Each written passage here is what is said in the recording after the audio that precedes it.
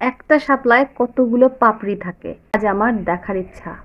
১, ২, ৩, ৪, ৫, ৬, ৭, ৮, ৯, ১০, ১১, ১২, ১৩, ১৪, ১৫, ১৬, ১৭, ১৮, ১৯, ২০, ২১, ২২, ২৩, ২৪, ২৫, ২৬টা পাপড়ি।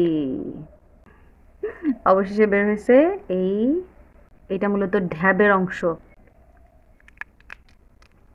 এটা খুব সফট, খুব ভালো লাগে। এইটা বের হয়েছে, এইটা মূলত বড় হয়ে এর মধ্যে বীজ হয়, ওইটা খেতে খুব মজা লাগে। ছোটটাও মজা লাগে কিন্তু অত বেশি না।